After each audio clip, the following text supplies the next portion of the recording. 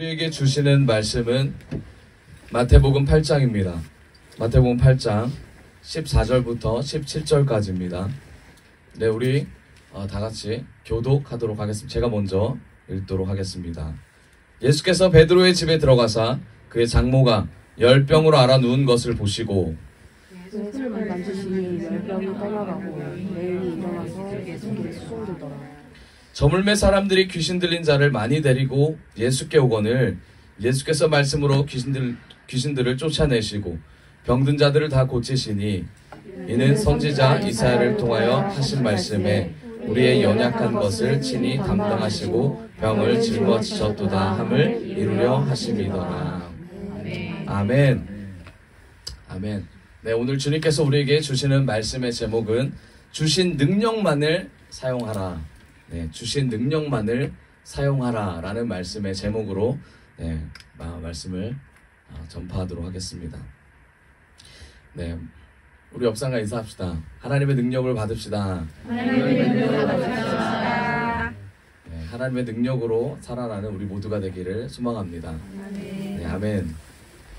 마태복음 5장부터 7장에 보면 예수님께서 산상수훈을 통해서 주님의 자녀들이, 주님의 백성들, 주님의 제자들이 어떻게 살아가야 되는지에 대해서 이제 말씀하고 계십니다. 소금과 빛에 대해서 설명하시고 분노에 대해서 어떻게 우리가 다뤄야 되는지를 말씀을 통해 설명하십니다.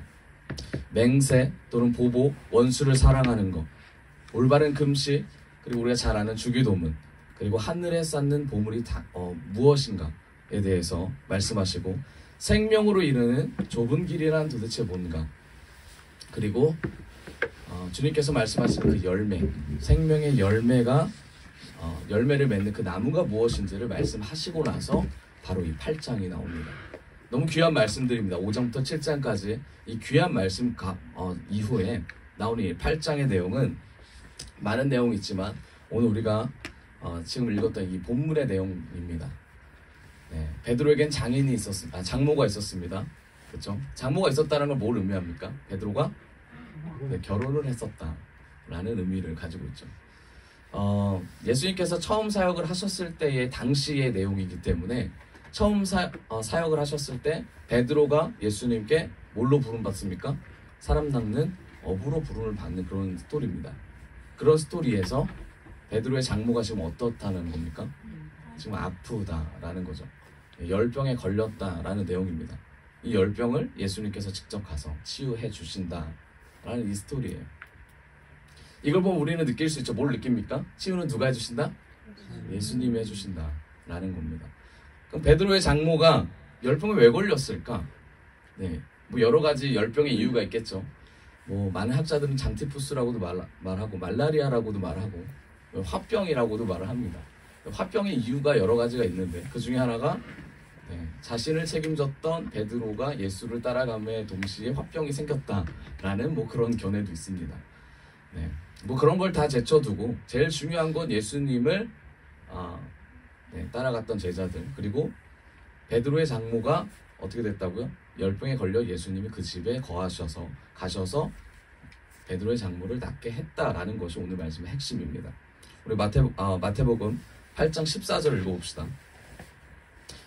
8장 14절 같이 읽도록 하겠습니다. 시작. 예수께서 베드로의 집에 들어가서 그의 장모가 열병으로 앓아 누운 것을 보시고, 예수님께서 베드로의 장모의 집에 들어가십니다. 예수님께서 이전에 마가복음에 보면, 그리고 누가복음에 보면 같은 장들이 있습니다. 마가복음 1장, 마태복음 8장, 누가복음 4장 이제 쭉쭉 이제 살펴볼 텐데 같은 스토리를 가지고 다른 관점으로 이제 적어놓은 것들입니다. 보면 예수님께서 장모의 집에 들어가기 이전에 예수님께서 어디 계셨냐? 이제 회당에 계셨습니다. 회당에 계셔서 회당에서 사람들을 이제 가르치십니다. 뭘 가르치셨을까요? 이제 복음에 대해서 가르치셨겠죠. 말씀에 대해서 가르치셨겠죠. 말씀에 대해 가르치시고 나서 회당에서 나오시자마자 베드로의 장모의 집으로 이제 들어갑니다. 들어가는데 그 회당과 베드로의 장모가 사는 그 집의 거리가 50m밖에 안 돼요. 그럼 엄청 가까운 거죠. 여기서 어느 정도일까요? 네, 보이는 정도겠죠. 굉장히 가까운 정도였습니다. 예수님께서 베드로 장모가 아팠다는 소식을 알았어요. 근데 성경에 나오지 않습니다. 예수님께서는 당연히 아셨겠죠. 그리고 그곳에 가십니다. 그럼 사람들이 자연스럽게 몰려들겠죠. 그럼 예수님께서 거기서 치유 사역을 일으키고 사람들이 그걸 보고 놀라워하는 그런 스토리가 분명히 일어날 겁니다. 우리가 읽으면 반드시 그 사건이 일어났다는 걸 또 알게 될 겁니다. 그런데 치료가 그러면 어떻게 시작됐냐 이겁니다. 예수님께서 아셨어요? 베드로의 집에 가셨어요? 그 치유가 예수님이 직접 가셔서 그 치유가 일어났냐? 아니에요. 예수님께서 직접 가셔서 치유를 해주실 마음으로 가셨는지 안 가셨는지는 성경에 정확히 나오진 않지만 정말 그 베드로의 장모가 치유를 받기를 원했던 또 다른 사람들이 있었다라는 것을 우리는 성경을 통해서 알 수 있습니다. 제가 말씀드리고자 하는 내용이 뭐냐면 예수님께서 이 마음을 품었음에도 불구하고 예수님이 치유를 하는 데에 누가 결정적인 역할을 했냐면 주변 사람들이 결정적인 역할을 한다는 거예요. 누가복음 4장 38절을 같이 한번 읽어보도록 하겠습니다. 누가복음 4장 38절 같이 읽어볼까요? 시작.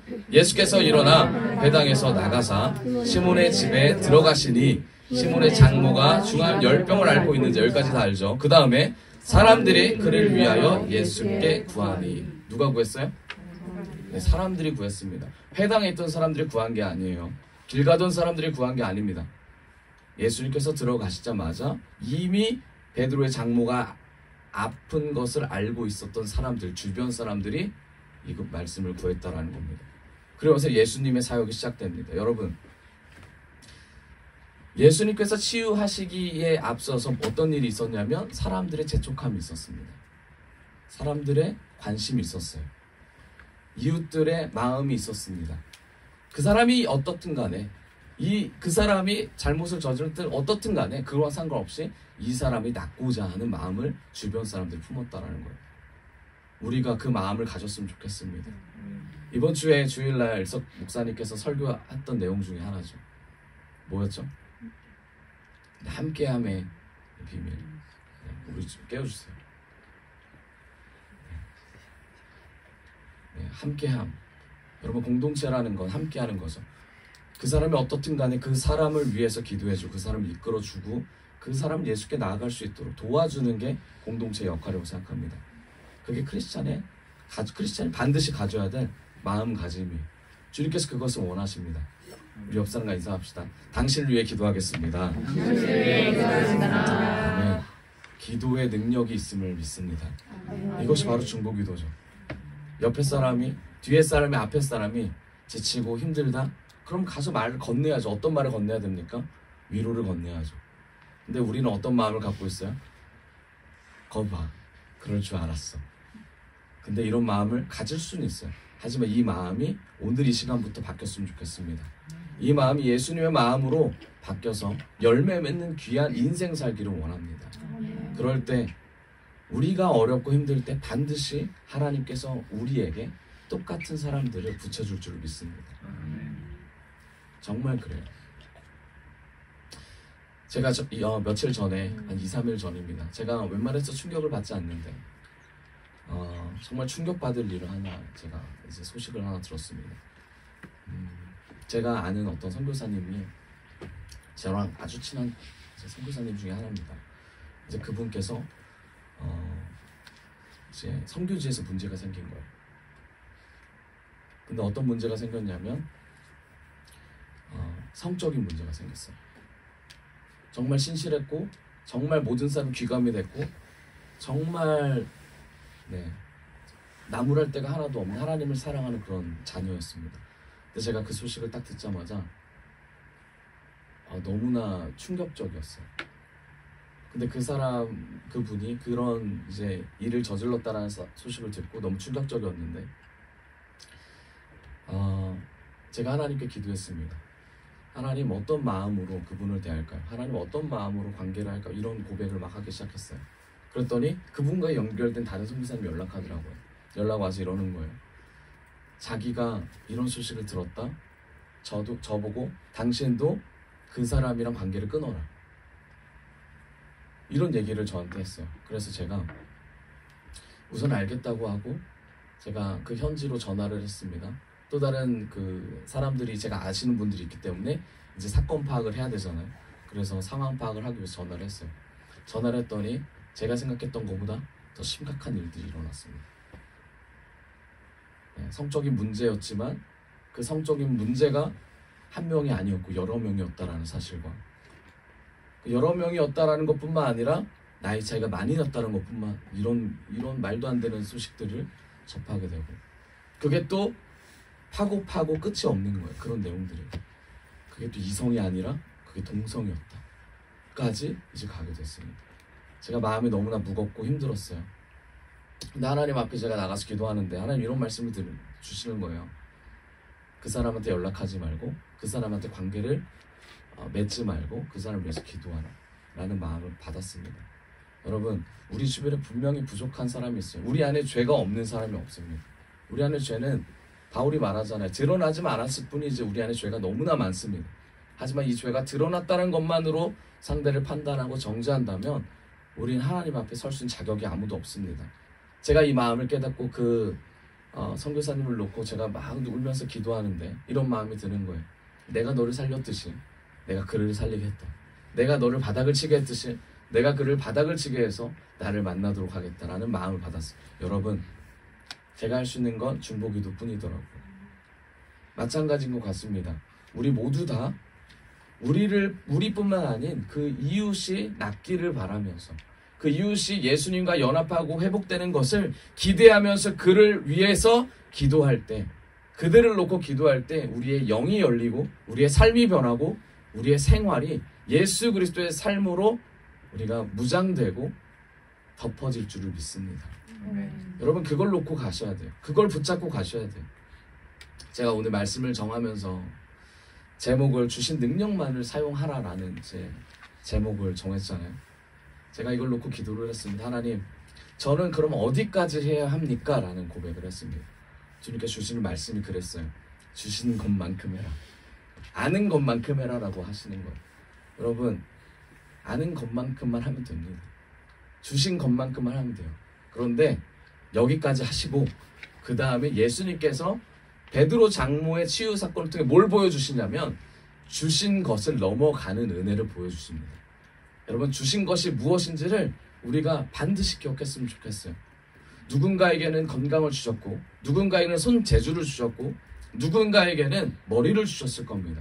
누군가에게는 화목을 주셨고 화평할 수 있는 능력을 주셨고 말주변을 주셨고 글쓰는 능력을 주셨고 그렇지만 이걸 가지고 넘어가야 돼요. 어떻게 넘어가야 됩니까? 다른 일을 위해서 주님의 복음 전파의 확장을 위해서 계속 훈련되고 사용돼야 될 줄 믿습니다. 다른 사람의 장점을 보면서 주님이 주신 장점이 놀랍구나. 내가 못 보는 걸 너가 보고 있구나. 이 은혜를 계속해서 그들에게 흘러갈 수 있도록 주셔야 돼요. 이게 바로 말씀의 능력일 줄을 믿습니다. 자녀들에게도 마찬가지예요. 부모님에게도 마찬가지예요. 부모님에게만 사랑을 받으려고 하면 대상이 부모로만 한정이 돼버리면 만족이 안 돼요. 채워지지가 않아요. 마찬가지입니다. 부모님들도 자녀가 잘 되고자 하는 내 자녀가 누구보다 잘 되고자 하는 마음이 다 있으실 거예요. 그렇지만 하나님의 자녀로 바라보는 게 아니라 내 자녀로서 눈을 그 아이에게 본다면 결국은 이 자녀는 나에게 만족감을 주지 못합니다. 많이 경험해 보셨을 거예요. 결국 뭡니까? 하나님 안에서 하나 되셔야 됩니다. 하나님 안에서 자녀나 부모나 주 안에서 주의 말씀을 나누고 가진 것의 부족함을 나누면서 같이 포용하고 수용하고 기도로 말씀으로 간구하며 금식함으로써 주님 앞에 같이 엎드릴 때 공동체가 세워질 줄을 믿습니다. 세워지지 않는 이유는 뭐예요? 저 사람을 누르고 내가 올라가야 되기 때문에 공동체가 세워지지 않는 겁니다. 와야 되는 거예요. 저 사람보다 내가 나아져야 되기 때문에 저 사람보다 내가 인정을 받아야 되기 때문에 저 사람을 누를 수밖에 없는 나의 본성이 작용하기 때문에 공동체가 바로 설 수 없는 겁니다. 그럼 어떻게 해야 됩니까? 서로가 연약함을 주 앞에서 보여줘야죠. 주님, 연약합니다. 나약합니다. 그러나 주님 안에서 우리 가정이 화목되기를 원합니다. 주님 안에서 우리 가정이 연합되기를 원합니다. 이런 고백이 내가 고백하기 시작하면 내 옆에 사람도 고백하기 시작합니다. 제가 어렸을 때 제가 이 고백을 잘 못했습니다. 제가 둘째잖아요. 그럼 첫째를 눌러야 되는 게 인지상정이었어요. 당연합니다. 이거는 저만 그런 게 아닐 거라 생각해요. 네, 셋째는 위에 둘이 있으니까 얼마나 눌러야 돼요. 둘째도 누르고 첫째도 눌러야 되고 얼마나 눌러야 됩니까? 그런데 이제 첫째였던 이제 일성 목사님께서 항상 너그럽게 저를 봐주셨어요. 너그럽게 봤습니다. 제가 뭐 잘못하면 괜찮아, 그럴 수 있어. 근데 저랑 터울이 11개월 차이 납니다. 그 말을 들으면 어때요? 기분 되게 나쁘죠. 같이 같은 밥 먹고 자라는데 기분 되게 나쁘잖아요. 그래서 처음에 마음에 어떤 마음이 있냐면 그래, 알았어, 이렇게 넘어갔어요. 그러다가 이게 한두 번이 아니에요. 계속 부모님 앞에서 칭찬해주고, 부모님 앞에서 안아주고, 부모님 없을 때 안아주고 칭찬해주고. 근데 제가 마음이 어떻습니까? 그래, 첫째니까 그럴 수 있지. 그렇지만 내가 더 나아. 이 마음을 가지면서 제가 자랐어요. 그러면서 어떤 마음을 계속 품었냐면, 그래, 실수 한번 해라. 실수 한번 해라. 이 마음을 계속 이제 가지면서, 실수를 할 때 어떻게 합니까? 잡아두고 아주 그냥 몰아치죠. 잡아두고 문 딱 닫고 나갈 수 없어. 이 모든 것을 인정할 때까지. 잡아두고 묶어두고 처음부터 끝까지 막 했습니다. 저는 그게 죄인지 몰랐어요. 저는 그게 가정을 와해시키는지 몰랐어요. 막내였던 제가 제일 많이 목소리를 냈고, 막내였던 제가 제일 옳았습니다. 그렇기 때문에 가족 모임에서도 제가 목소리를 제일 많이 냈고, 문제가 생기면 제가 먼저 그거를 해결해야 된다라고 생각했어요. 그러면서 이렇게 되면 내가 빠지면 해결이 안 돼. 그러면서 똑바로 하란 말이야 라는 마음을 가지고 이제 나가기 시작했어요. 마음이 어땠을까요? 당연히 좋았죠. 해결사였으니까 좋았죠. 그런데 그게 가정이 화목되지 않는 지름길이었더라고요. 여러분, 하나님께서 주신 위치와 자리가 있습니다. 그 위치와 자리는 뭐예요? 그 위치와 자리를 뛰어넘으라는 얘기입니까? 아니에요. 하나님께서 주신 위치와 자리에서 하나님의 뜻을 분별해서 반드시 선포해야 될 때가 있어요. 아들로서, 동생으로서, 자녀로서 부모를 섬겨야 되는 거고요. 부모는 그 위치에서 자녀들을 양육해야 되는 것이 마땅합니다. 이게 주님께서 주신 성경의 원리예요. 이게 여기서 권위가 시작되는 겁니다.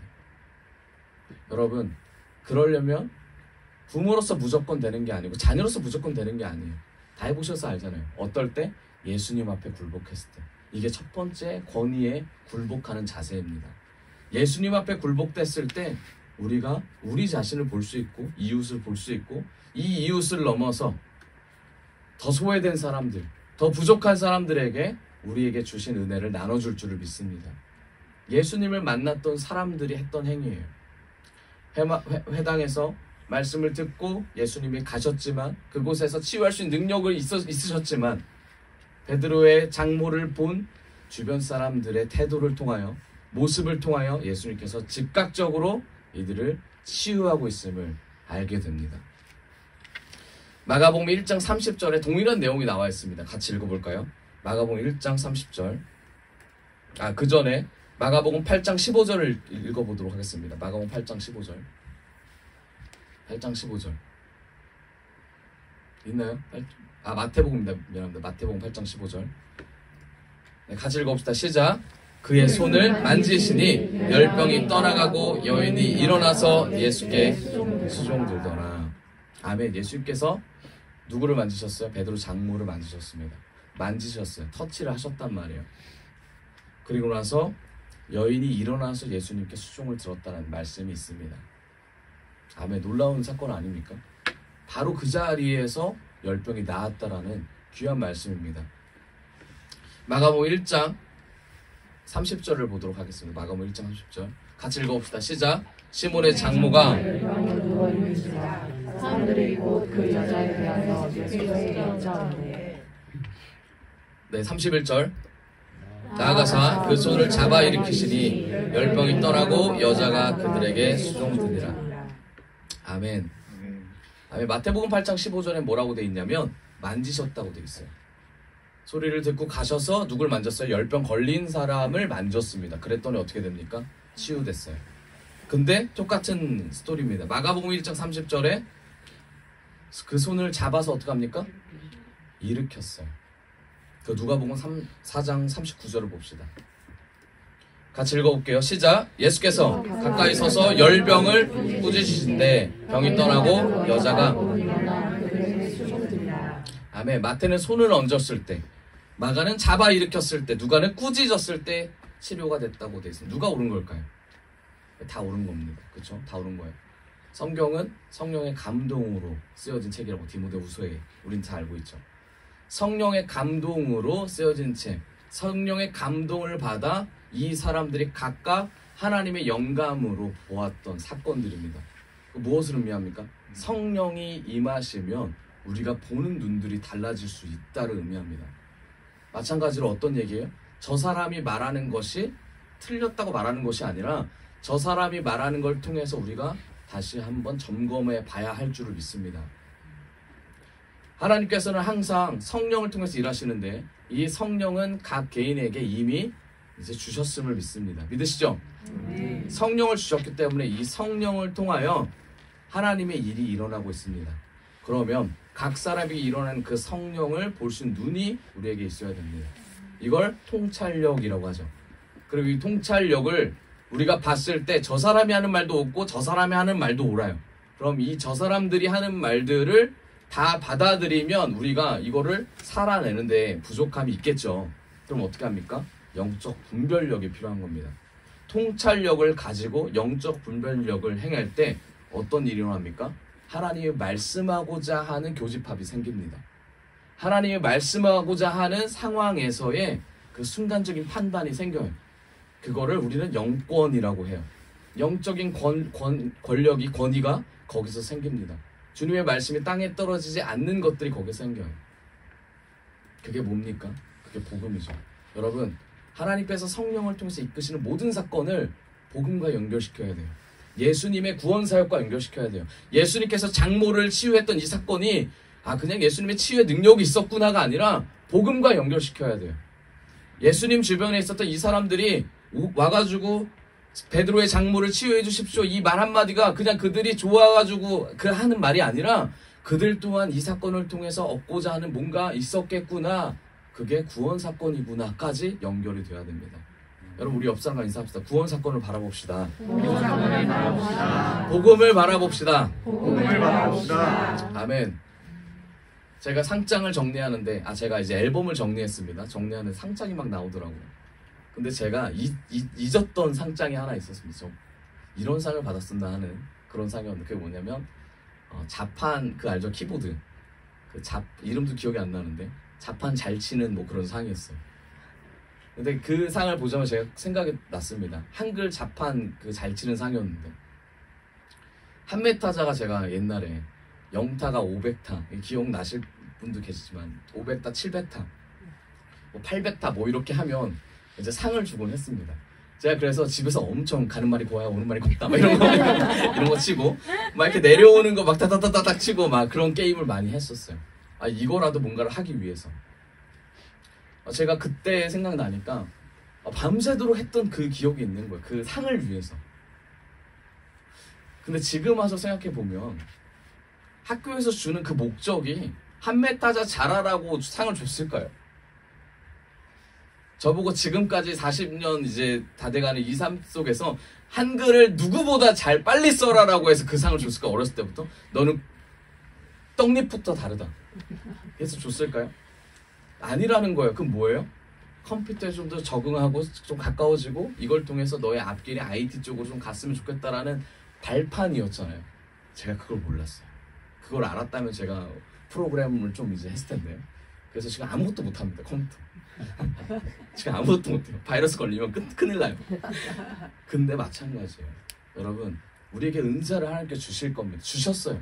근데 그 은사가 저 사람 고치기 위해서 은사를 주셨을까요? 저 사람 잘못했다고 지적하기 위해서 은사를 주셨을까요? 아니에요. 그럼 저랑 같은 거죠. 한메타자, 내가 지금 왕인데 지금 그 마음을 가지면서 접근하는 거예요. 그게 아니죠. 그럼 뭐예요? 은사를 통해서 구원을 이루라. 은사를 통해서 하나님 나라를 확장해라. 은사를 통해서 십자가의 능력을 보아라. 아멘. 그것을 주님께서 알려주시고자 은사를 주시지 않았을까요? 가장 큰 은사 그럼 뭡니까?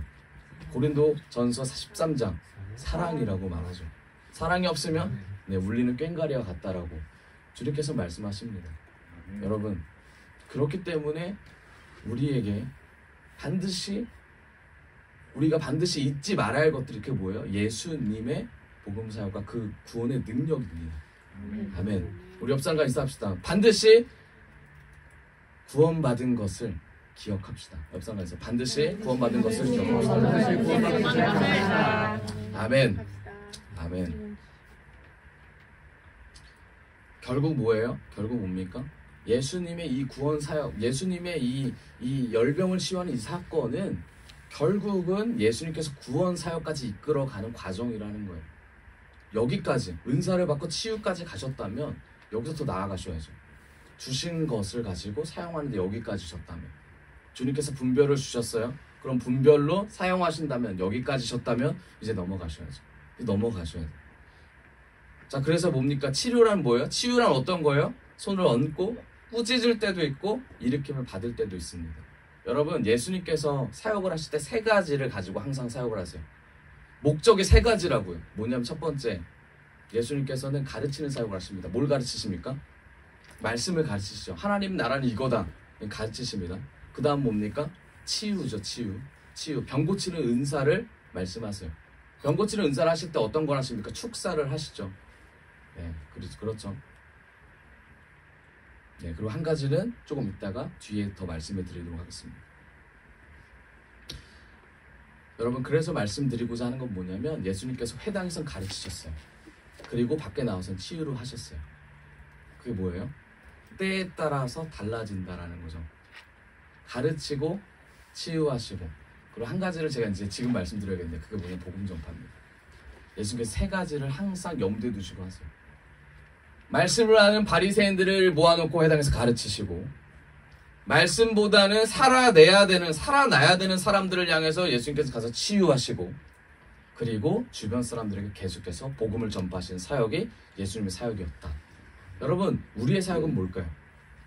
지금 우리의 사역도 마찬가지예요. 여기 오셔서 말씀을 같이 나누고 듣고 마음에 심는 사역을 하잖아요. 지금 가르침을 받잖아요. 그러고 나서 어떻게 합니까? 공동체, 여러분들이 속한 가정과 공동체 가셔서 뭘 하셔야 돼요?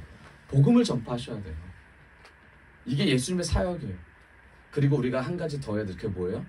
병고침을 하셔야죠. 치유를, 분명히 치유의 은혜가 나타나셔야죠. 분명히 나타날 줄 믿습니다. 아멘. 치유. 자, 이 단어가 굉장히 우리가 갖고 싶은 단어잖아요. 그렇죠? 자, 마태복음 8장 1절에서 2절을 봅시다. 마태복음 8장 1절에서 2절. 자, 산상수훈을 가르치시고 나시고 예수님께서 누구를 만나시냐면, 자, 읽어봅시다. 시작. 예수께서 산에서 내려오시니 수많은 무리가 따르니라. 자, 2절. 한 나병 환자가 나와 저라 이르되 주여 원하시면 저를 깨끗게 하실 수 있나이다 하거늘. 자, 우리 세 번역으로 2절을 볼까요? 자, 같이 읽어봅시다. 시작.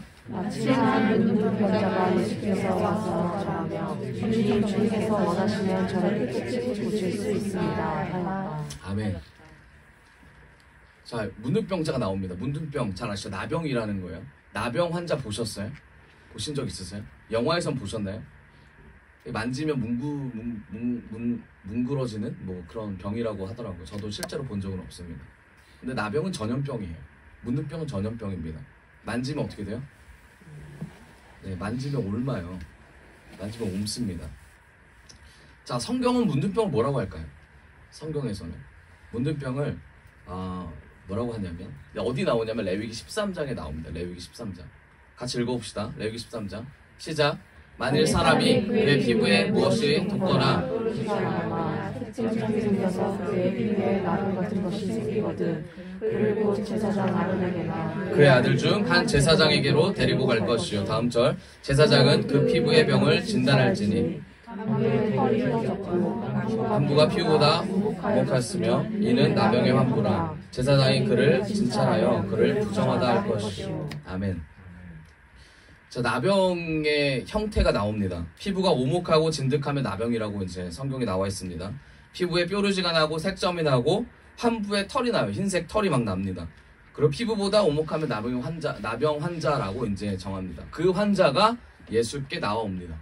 이 환자예요. 나병 환자라는 것을 다른 사람이 다 알아요. 나와옵니다. 나와서 뭐라 그래요? 당신이 나를 고치고자 한다면 나를 고쳐 주십시오라고 말을 합니다. 주어가 누구한테 있어요? 당신에게 있죠.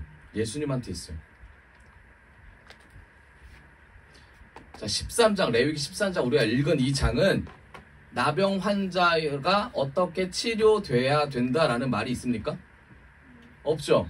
여긴 뭐예요? 누가 나병 환자인가에 대한 것이 적혀 있습니다. 그렇죠? 그럼 여러분들이 자, 저와 여러분들이 나병 환자라고 생각을 해보세요. 그럼 성경을 읽어요. 그럼 어떤 내용이 있기를 원합니까? 치유받는 내용이 있기를 원하죠. 그렇죠?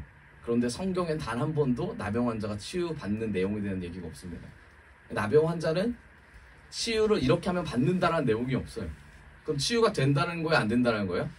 안 된다는 얘기죠. 나병 환자들은 나병에 걸리면 어떻게 돼요? 죽는다는 얘기예요. 죽어라 이겁니다. 저주받은 거예요. 죽어라 이거예요. 그런데 이 나병 환자가 죽을 걸 알고 예수님께 나아간 거예요. 나와서 뭐라 그래요? 당신의 능력을 내가 믿습니다. 라는 마음을 가지고 뭐라고 합니까? 나를 치유시킬 사람은 당신밖에 없는데 당신 일하면 해줄 수 있는데 그게 당신 마음에 걸려 있으니 치유를 해주실 거면 해주십시오 라고 간청하는 거예요. 간청하는 거예요. 여러분, 우리가 오해하는 게 있어요. 여러분, 우리가 오해하는 게 뭐냐면 예수를 믿으면 치유를 받는다고 생각해요. 그런데 믿으면 치유받는 건 맞아요. 근데 조금 더 깊이 들어가셔야 돼요. 예수를 믿으면 치유받지만 그 예수님이 나를 치유를 시켜줄 그때가 언젠지를 명확하게 물어보셔야 돼요. 그게 무슨 말이에요?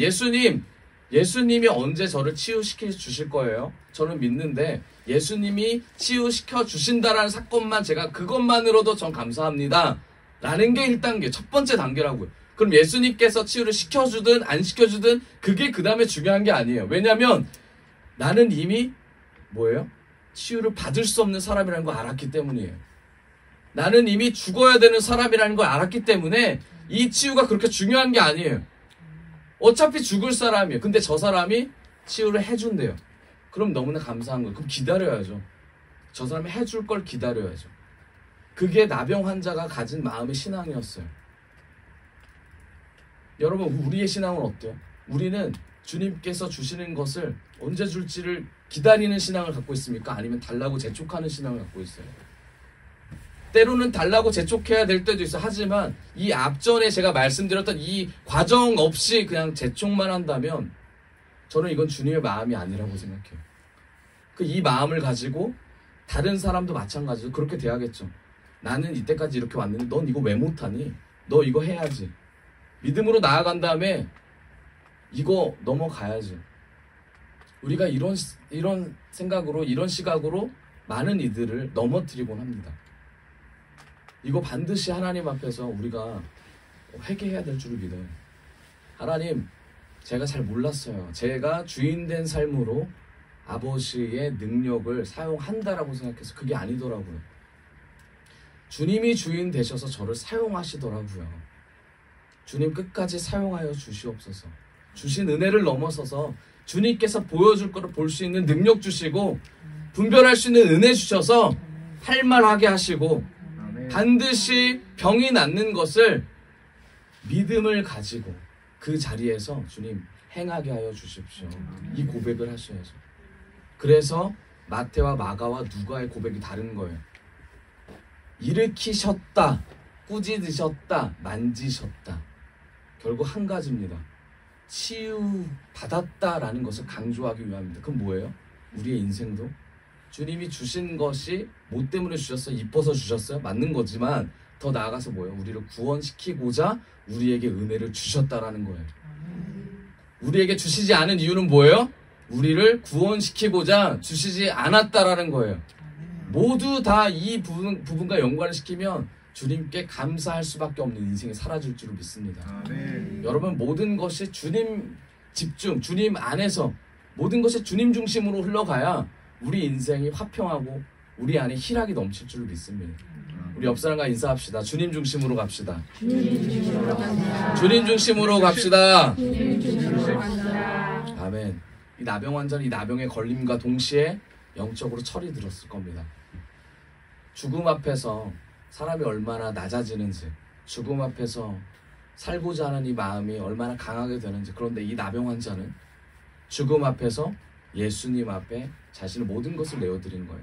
자신의 주인된 삶을 내어드려서 주님의 능력을 주님이 원하실 때 하라고 그 주인의 자리를 내어놓았다는 것을 우리는 말씀을 통해서 알게 됩니다. 마태복음 8장 3절입니다. 마태복음 8장 3절. 예수께서 손을 내밀어 그에게 대시어 이르시되, 나병 환자에게 말하는 겁니다. 내가 원하노니. 누가 원하는 거예요? 예수님께서 원하는 겁니다. 원하노니 뭐하라? 깨끗함을 받으라 하시니 즉시 그의 나병이 깨끗하여 진지라. 아멘. 즉시 나병이 깨끗해지는 은혜가 우리에게 있기를 원합니다. 즉시 우리의 병이 고쳐지고 즉시 우리의 부족함이, 연약함이 예수 그리스도의 은혜로 채워지는 귀한 은혜를 받기를 소망합니다. 여러분, 현대인의 문제가 뭔지 아세요? 복음이 사라지죠. 그렇죠? 무복음이라고 들어보셨어요? 무복음. 복음이 없다. 무복음. 네, 안 들어보셨을 거예요. 제가 만든 거니까. 네. 무복음. 그 다음에 한 가지 더 있습니다. 불복음. 복음이 없다라고 말합니다. 무복음과 불복음. 자, 근데 생각해보면 복음이 있는데 복음을 활용하지 않는 사람들이 있어요. 무복음이지만 복음을 가졌다고 생각하는 사람이 있고, 불복음이지만 복음을 가졌다고 생각하는 사람이 있습니다. 여러분, 현대인의 문제들은 굉장히 많아요. 근데 제가 말씀드리는 건 이제 복음이 빠진 문제들을 말씀드리는 겁니다. 가정에서는 어떤 일이 일어날까요? 가정에서는 요즘은 많은 일이 일어나고 있죠. 그렇죠? 우리 가족, 이제 한 가족 한 가족으로만 되죠. 핵가족이라고 하죠. 대가족에서 핵가족으로 바뀌고 이제 1인 가구가 늘어나고, 1인 가구가 지금 엄청 많이 늘어났다 그래요. 1인 가구가 늘어남과 동시에 어떤 일이 일어납니까? 결혼 안 하죠. 결혼 안 하고 애도 안 낳고 등등등 사회적인 문제가 지금 많아지죠. 그러면서 뭐가 많아져요? 강아지 많이 키우죠. 뭐라 그러죠? 그거를 반려견이라고 하네. 반려견이 많이 이제 많아졌습니다. 반려견이 자녀를 대체하고, 반려견이 누굴 대체합니까? 애인을 대체해요. 반려견이 애인도 되고 자녀도 되고, 참 놀라운 시대가 지금 일어나고 있습니다.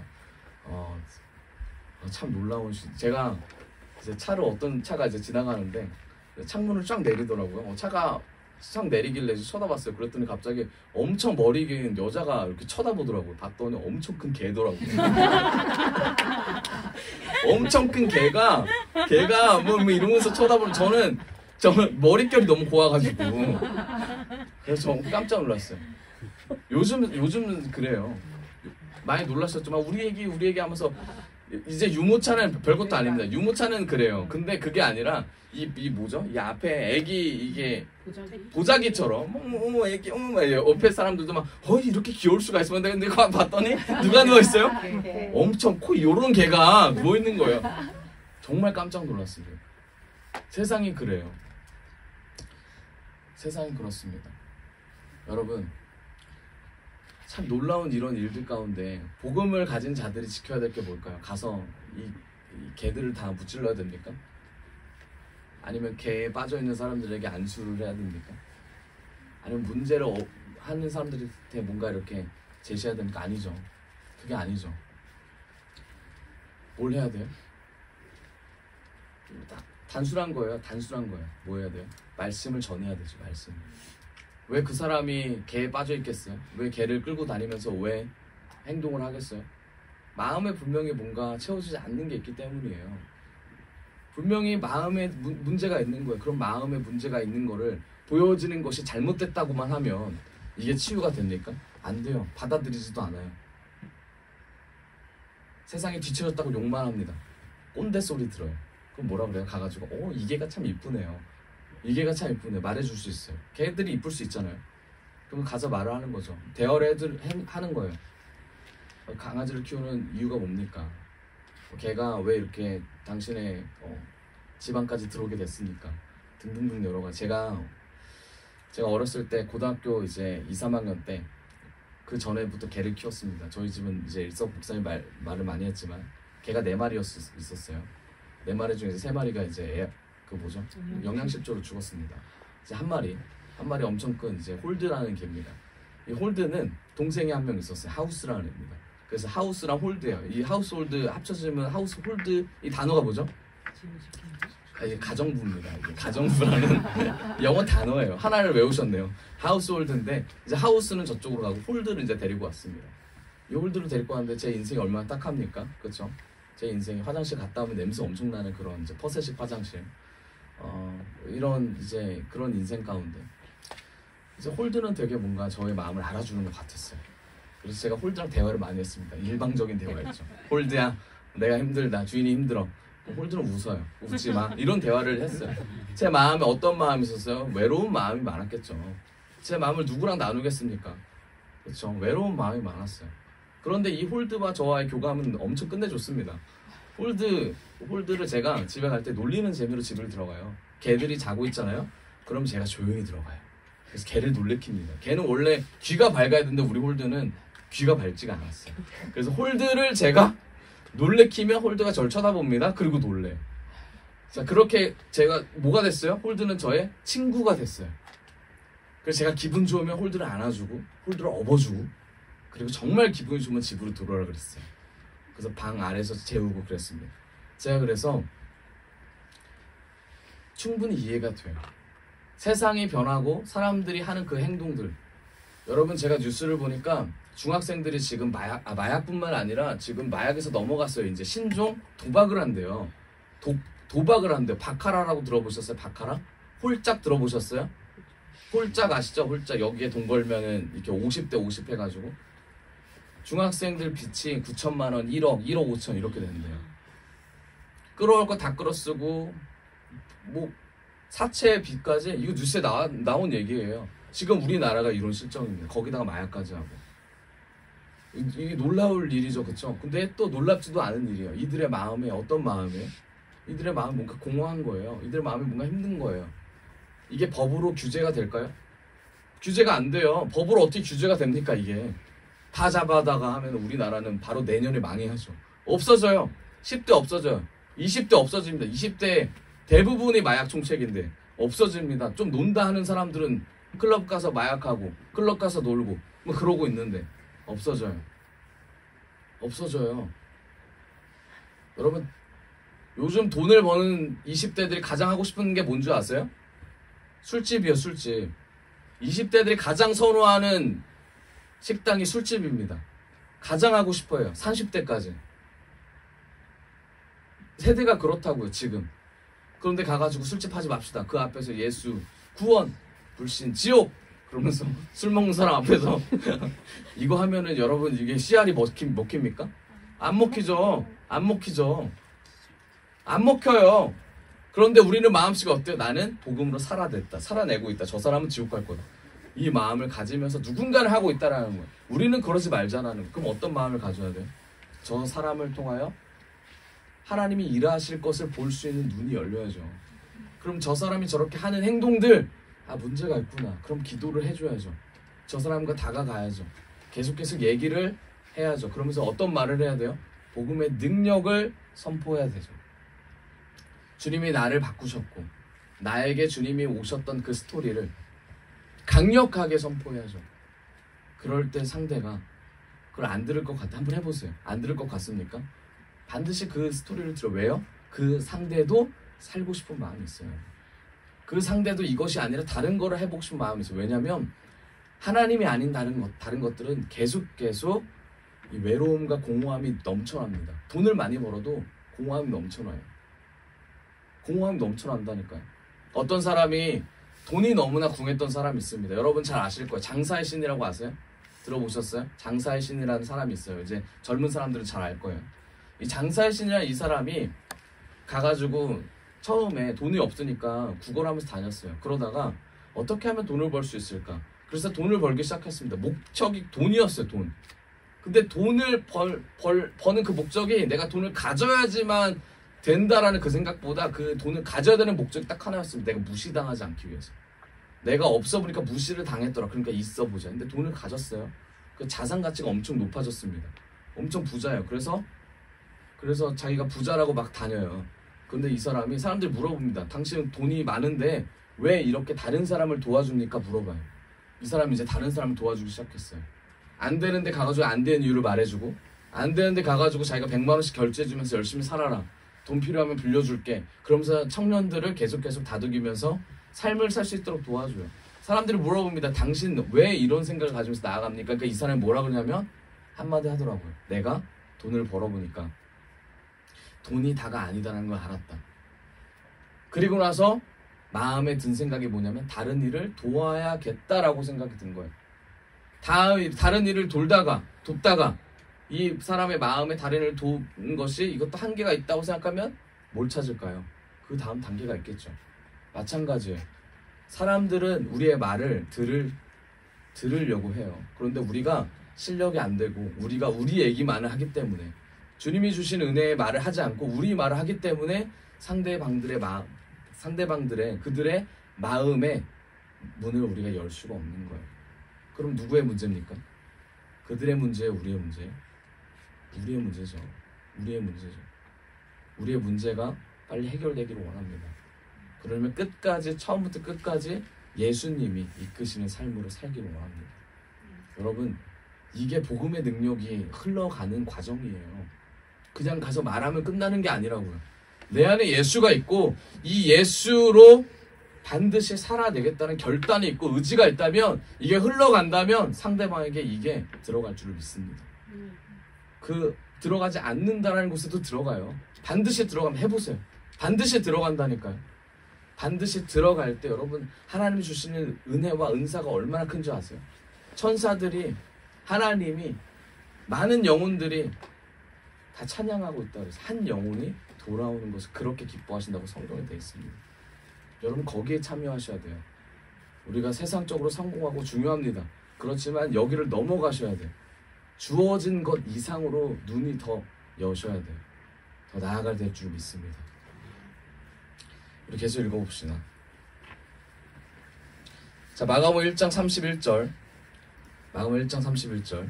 아까 말씀드렸던 겁니다. 나아가사 그 손을 잡아 일으키시니 열병이 떠나고 여자가 그들에게 수종든지라. 네. 모든 사람들에게 하나님의 은혜를 주십니다.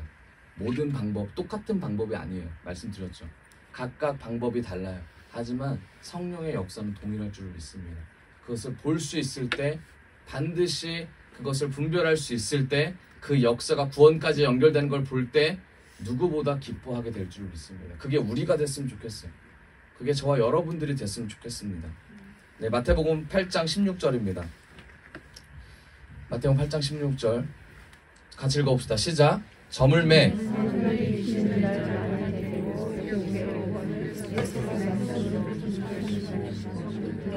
다 고치시니. 아멘. 날이 저물었습니다. 그렇죠? 베드로의 장모가 치유를 받았어요. 그리고 나서 날이 저물었어요. 저물고 나서 사람들이 귀신자를 데리고 왔어요. 여러분, 여기서 우리가 궁금해야 될 게 있어요.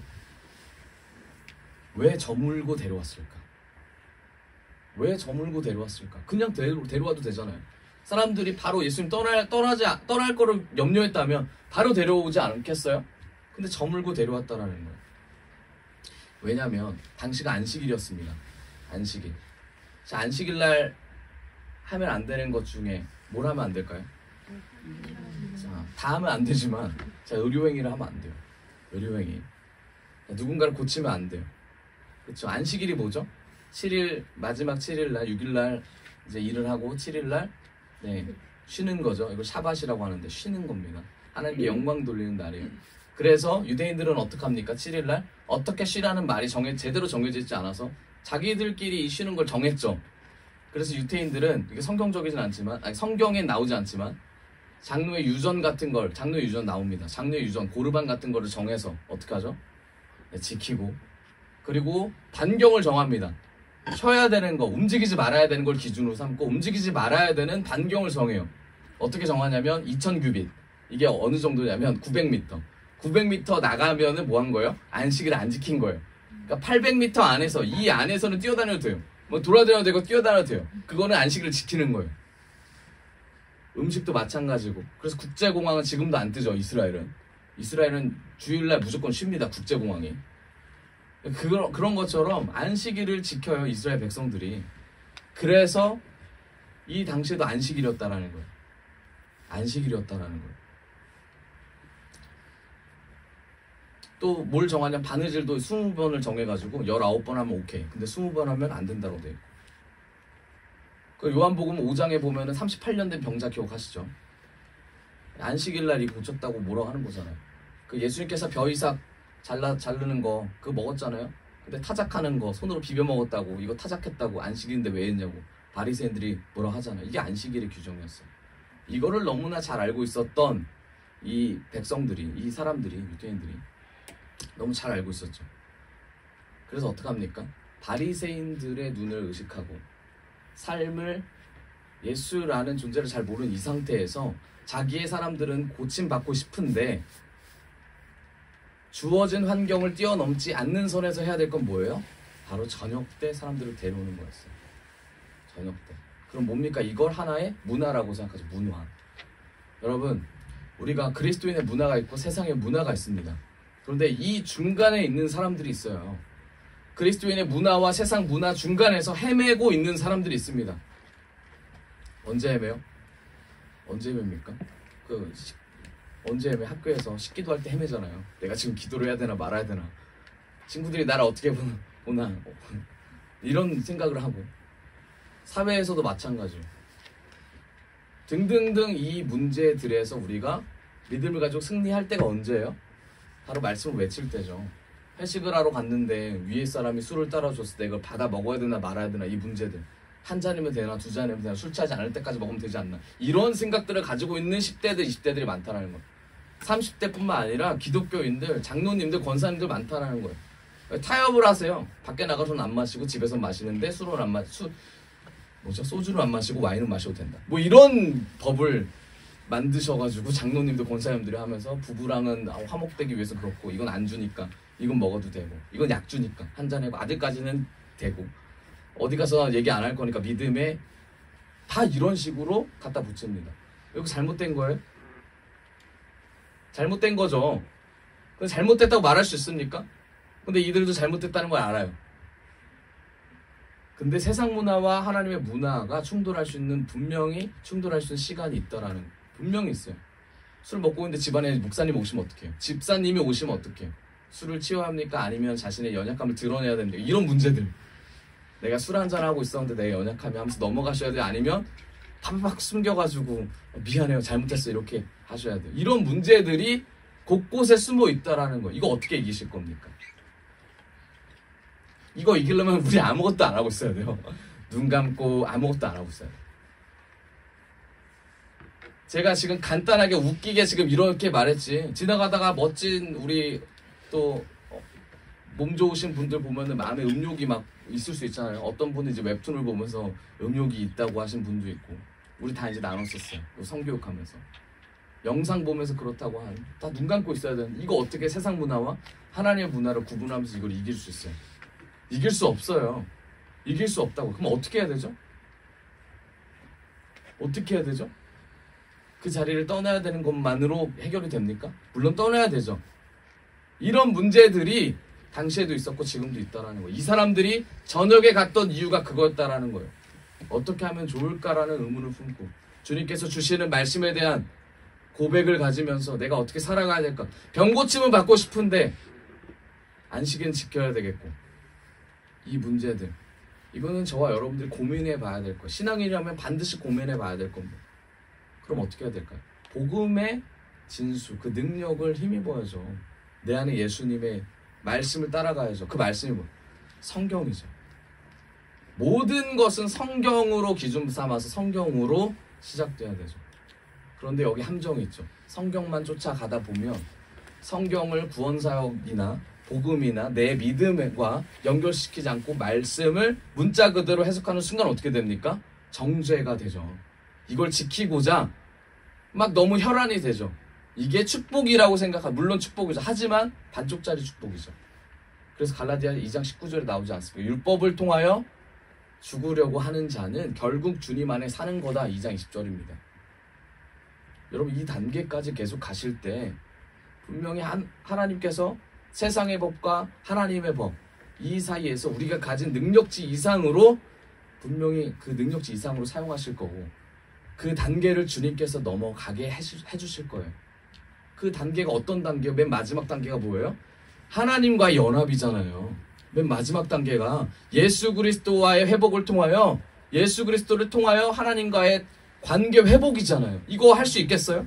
하나님의 세계관과 세상의 세계관, 이 문화가 다른 이 상황에서 죄된 인간이 하나님께 가는데 예수 빠지면 안 되는데 이거를 우리가 할 수 있겠냐? 못한다라는 거예요. 그러면 천천히 하나씩 삶에서 연결시키고 부족한 거를 알아가는 시간을 가져야 된다는 거죠. 그거를 예수님께서 보여주시는 거예요. 사람들이 저녁에 왔어요. 야, 너 왜 저녁에 왔냐? 꾸짖지 않아요. 왜냐면 이 사람들한테 이게 필요한 거니까. 니고데모가 저녁에 예수님 보러 갑니다. 보러 가는데 예수님께서 너 왜 이제 왔냐? 말씀 안 하세요. 당연히 그때 올 수밖에 없는 상황을 예수님 아시니까. 다시 적용하면 뭐예요? 우리가 말씀을 다 지킬 수 없어요. 믿음을 지켜갈 수가 없습니다. 분명히 누군가는 믿음에 넘어질 거고 누군가는 쓰러질 거예요. 그런데 쓰러진 사람을 바라보면서 야, 너 문제 있어 라고 말하는 그 신앙이 제대로 된 신앙이 아니라는 거예요. 쓰러졌을 때 일으켜줄 수 있는 신앙이 더 성숙한 신앙이라는 거예요. 그런데 무조건적인 위로 아니에요. 성경은 그렇게 말하지 않습니다. 잠언서만 읽어봐도 무조건적인 위로가 아니라 하나님이 원하시는 말을 해야 돼요. 그 말을 할 수 있는 입을 가지셔야 됩니다. 그 입을 가졌을 때 그 입에서 나오는 말이 내 말이 아니라 말씀이 되셔야 돼요. 그 말씀 외우셔야죠. 말씀대로 사시도록 노력하셔야죠. 여러분 그럴 줄을 믿습니다. 해질 무렵에 사람들이 모이기 시작하죠.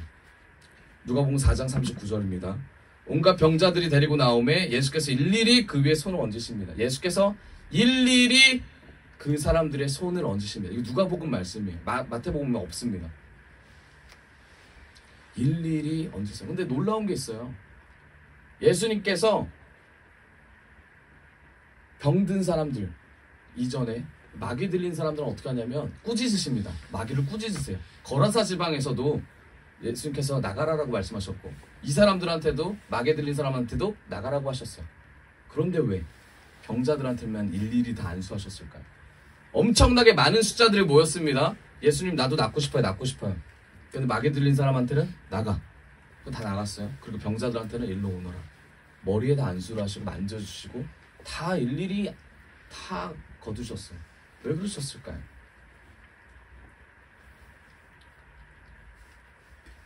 사도행전 10장 38절입니다. 사도행전 10장 38절 같이 읽도록 하겠습니다. 시작! 하나님이 나사렛 예수에게 성령과 능력을 기름 붓듯 하셨음에 그가 두루 다니시며 선한 일을 하시고 마귀에게 눌린 모든 사람을 고치셨으니 이는 하나님이 함께 하셨음이라. 아멘.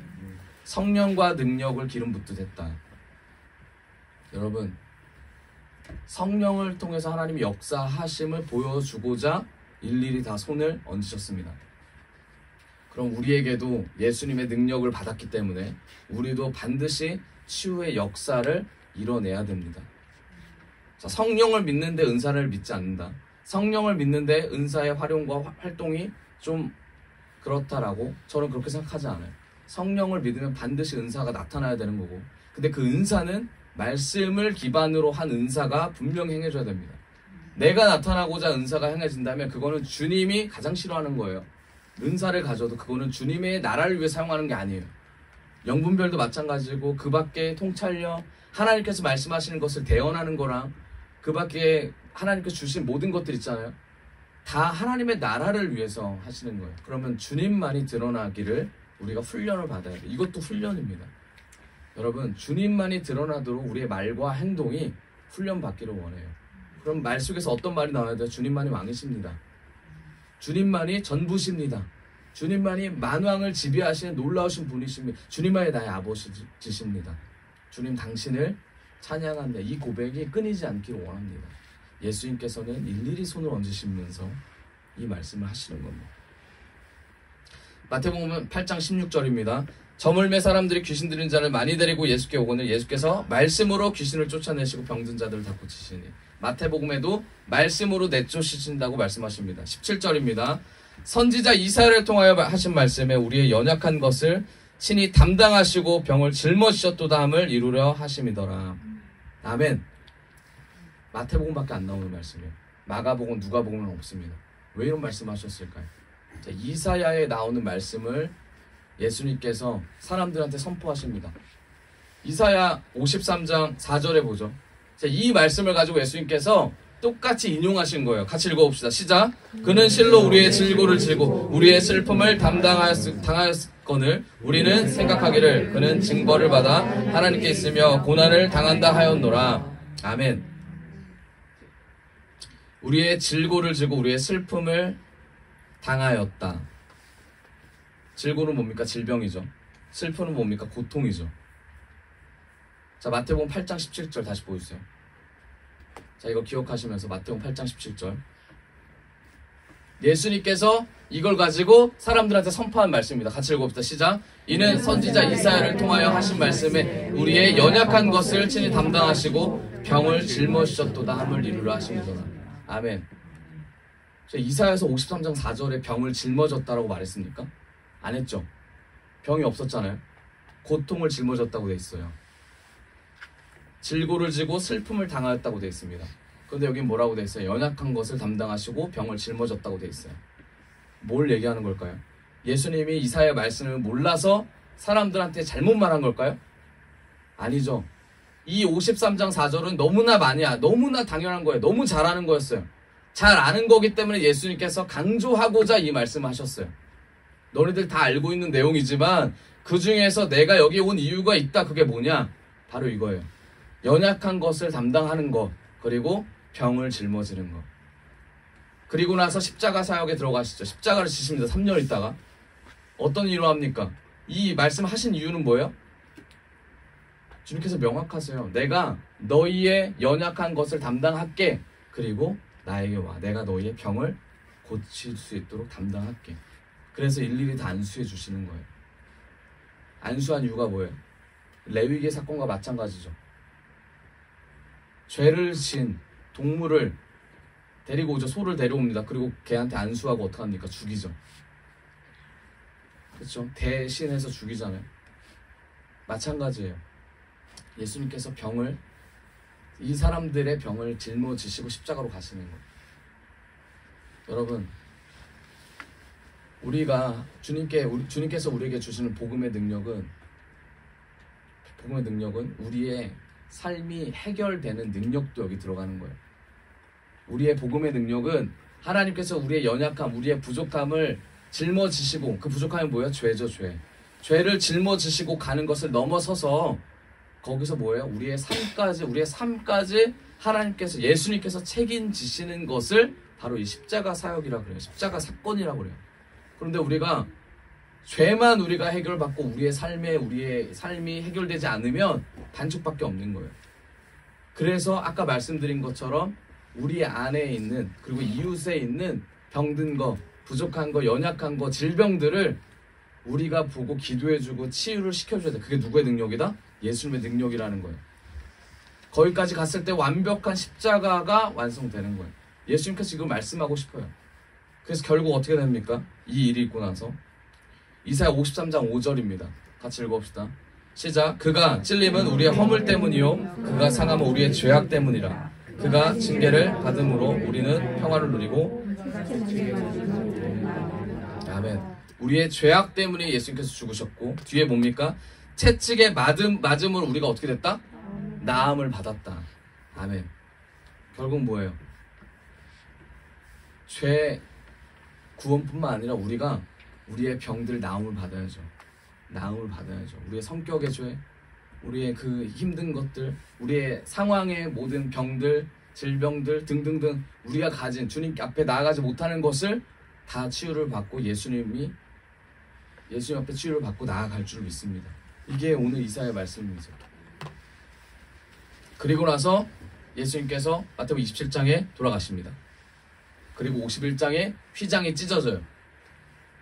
마태복음 27장 50절, 51절은 제가 읽을게요. 예수께서 다시 크게 소리 지르고 영혼이 떠나시니라.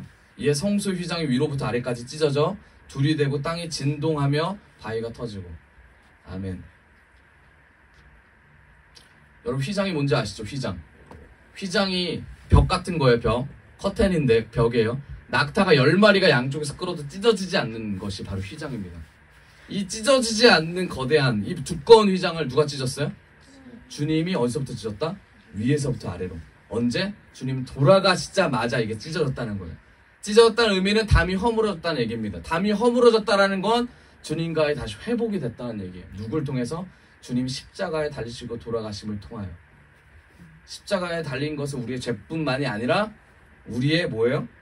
채찍이 말고 우리의 나음 때문에 나아지게 하기 위해서 결국 뭐예요? 모든 상황 가운데 주님이 반드시 우리의 상황을 해결할 건데 그 해결할 주님이 언제 해결할지 그게 중요한 게 아니라 해결하신다라는 그 믿음을 가지고 우리가 나아갈 때 반드시 모든 것이 주님의 뜻대 이루어질 줄 믿습니다.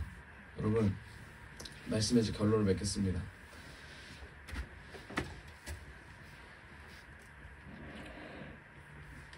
주님의 주시는 능력이 어떤 사람에게는 얕을 수도 있고 어떤 사람은 높을 수도 있어요. 많을 수도 있어요. 하지만 주님께서는 반드시 말씀하세요. 모든 주님의 능력을 사용할 때에 하나님의 구원 역사와 연결되어 사용한다면 이 다음 단계까지 계속해서 넘어갈 거라고 주님 말씀하십니다. 여러분 우리가 그럼 첫 스타트가 뭡니까? 이웃을 바라보면서 이웃을 내 몸과 같이 사랑하고 그 이웃이 부족한 것을 위해서 중보기도 하는 게 시작이라고 말씀이 나와 있어요. 여러분 그런 이웃이 됩시다. 그럴 때 우리 각자에게 주신 은혜들이 흘러갈 줄을 믿습니다.